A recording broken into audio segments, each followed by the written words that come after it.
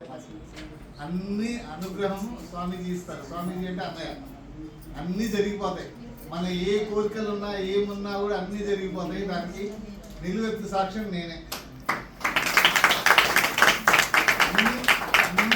అనుభూతులే. ఇది ఇవాళ జరిగింది, ఇవాళ నిన్న ఇది జరిగింది అనేది ఏం లేదు. జీవితం అంతా భజన చేసినంత కాలం అనుభూతులే, అనుభవాలే, హాయిగా ఆనందంగా ఉండడమే. ఎంత బాధలో ఉన్నామో ఇప్పుడు అంత ఆనందంగా ఉన్నాం. భజన ముందు భజన తర్వాత, భజన ముందు ఎంత బాధలో ఉన్నామో భజన తర్వాత ఇప్పుడు అంత ఆనందంగా ఉన్నాం. మా అమ్మాయి పెళ్ళిలో అన్నయ్య పిలిచాడు, అన్నయ్య చేశాడు.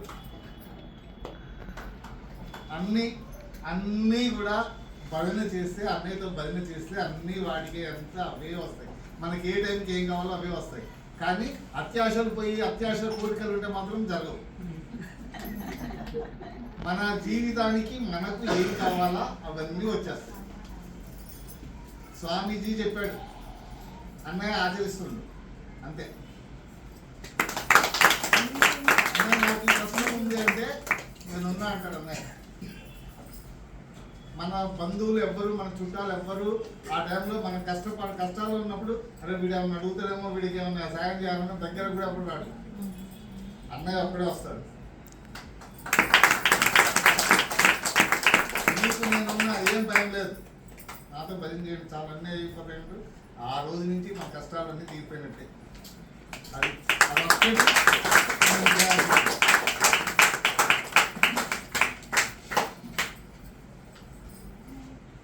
అన్నయ్యతో ఉన్నారన్నా కూడా దత్తానుగ్రహం కావాలా. మనకు వికారాలు వచ్చినా కూడా వికారాలను పక్కకు నెట్టి మనం పోతూ ఉండాలి. అదే ఆయన దత్త పరీక్ష. మన వికారాలు వచ్చి మనం పోతే మనకి లాసు. మళ్ళీ ఆ పాతదే వస్తుంది, మనకి పాత ఫోటోనే వస్తుంది, కొత్త ఫోటో ఉండదు. అది చెప్పాలంటే పెద్ద బుక్ రాయొచ్చు ఈ స్టోరీలు అన్నింటి మీద, కానీ ఇప్పుడు అంత సమయం లేదు. నీ మనసు ప్రేమ అన్న స్వామీజీ అనుగ్రహం, ఇట్లాంటి ఎంతో ప్రేమ ఉన్నవాళ్ళు ప్రేమతోటి అట్లా స్వామీజీకి జయనామగుణ సంకీర్తనకి ఒక కుటుంబంలాగా కట్టుబడిపోయి ఎవ్వరు వీళ్ళందరూ ఏం ఆశించారు.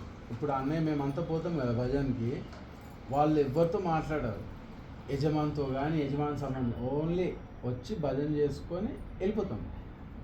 మళ్ళీ తర్వాత ఫోన్లు చేసుకున్నాడు, దోస్తీలు చేసేట్లే. వాళ్ళకు కూడా ఏం అక్కర్లు, అన్నయ్యకి ఏం అక్కర్లు, వాళ్ళకేం అక్కర్లు. అట్లాంటి వాళ్ళే అన్నయ్యతో ఉంటారు.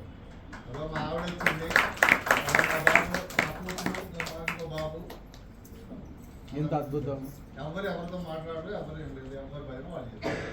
భజన చేయటం, సేవ చేసుకోవటం, వెళ్ళిపోవడం. ఎందుకు అనంటే సత్సంగంలో కేవలము భగవంతుని గురించే చర్చ ఉండాలి. కేవలం భగవంతుని, అన్యం వేరేది ఏది వచ్చినా మనస్సు పడిపోతుంది. అందుకని తపస్సు అని అన్నది. అందుకే మీరే గమనించండి, వేరే శబ్దం కానీ వేరే మాట కానీ ఏది రాదు. ఎంత అద్భుతం. అనే ఏదో చెప్పాలనుకు చెప్పు, లేచి కూడా నిలబడ్డా. ఏం చెప్పేయంగా, అవునా?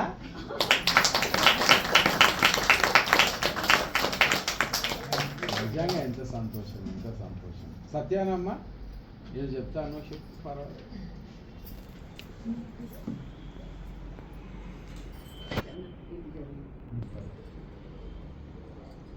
అన్నయ్యతో ప్రయాణం అంటే చాలా అద్భుతంగా ఉంటుంది, హ్యాపీగా ఉంటుంది. అని వర్ణించినవి కాదు. ఈ భజనలో ఇప్పుడు అన్నయ్య చెప్పిన పాటలో కూడా చాలా మహత్యం ఉంటుంది. అద్భుతం అనేది నేను స్వయంగా అనుభవించాను. అన్నయ్య అంటే చాలా ఇష్టం. ఆ భజనలు నాకు ఇష్టము. ఒకరోజు ఇలాగే భజనకి వెళ్ళాను. ఆ రోజు ఎందుకో తెలియదు నాకు అసలు. అన్నయ్య భజన చెప్తున్నారు, అక్కడ ఉండబుద్ధి కావట్లేదు అసలు, వినాలనిపిట్లా. అంత వెళ్ళిపోవాలి, ఇక్కడి నుంచి వెళ్ళిపోవాలి. అది ఒక విపరీతమైన ధోరణి అనమాట. అట్లా అలా ఎందుకు వచ్చిందో తెలియదు, అర్థం కావాలి. వెళ్ళిపోవాలనే కోరికప్పుడు వచ్చేస్తుంది బాగా. కానీ భజనలో మధ్యలో వెళ్ళిపోకూడదు, వెళ్ళిపోయి అలా కూర్చోవడం కూడా అది తప్పదు. అదొకటి శాసించడమే నా మేలైంది. ఆ టాపిక్ మధ్యలో ఉండడం నాకు మంచి జరిగింది.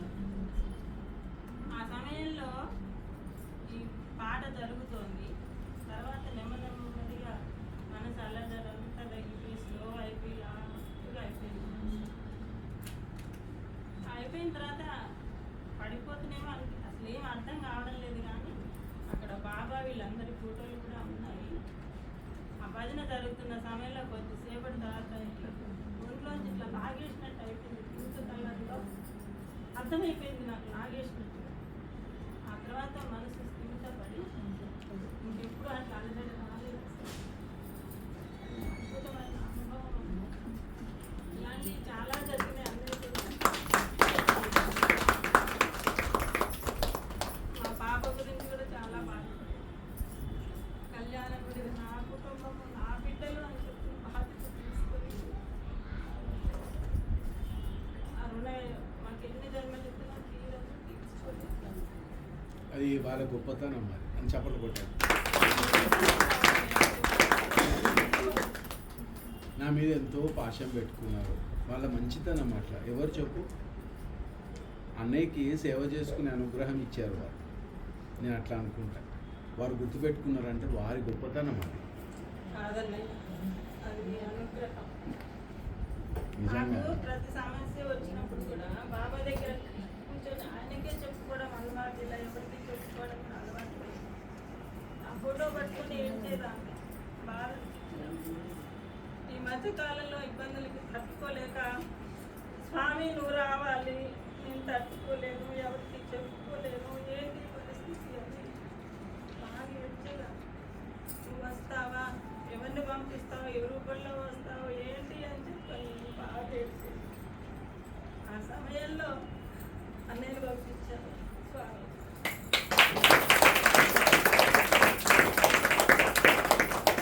దాదాపు అలా 4 times. అంటే మన మనసు స్థిరం ఉంటుందమ్మా.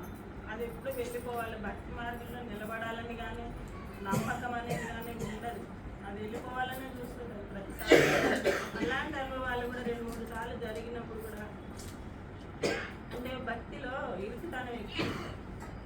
విశాలంత అంటే మనసు ఇచ్చినప్పుడు పరుగులు పెట్టడం అలాంటి భక్తిలో నడవదు. ఆ భక్తి మార్గంలో అంటే మనసు చాలా స్థితితో ఉండాలి. అలాంటి సమయంలో కూడా ఏంటి స్వామి ఇది అలజడి అని ఆ టైంలో కూడా నాకు ప్రత్యక్షంగా అన్నయ్యనే ఇట్లా కనపడేవారు స్వామి. నా స్వామిని చూపించారు. అంటే నాకు ప్రతి అనుభవంలో కూడా అన్నయ్య నిలబడ్డారు. అన్నయ్య నా స్వామిని చూపించారు.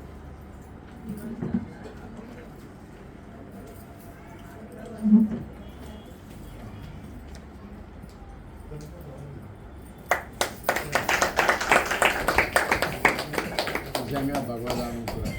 కానీ ఏమన్నా పొరపాటు మాటలో కానీ నడతలో కానీ ఏ విధంగా పొరపాటు ఏం లేదు తల్లి.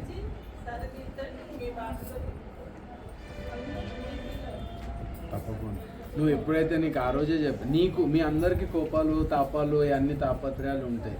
అన్నయ్యకి అట్లా ఉండదు. అన్నయ్య ఒక్కసారి స్వామీజీ చెప్పినాడంటే అదే మాట మీద ఆ తల్లి 2019 కారు బయటకు వచ్చి 20కో ఇట్లా కొంగు పట్టుకొని నా బిడ్డలు నీకు ఇస్తున్నా అన్నది. ఆమె మర్చిపోయింది కానీ తీసుకున్న స్వామీజీ కానీ దత్తుడు మర్చిపోలేదు.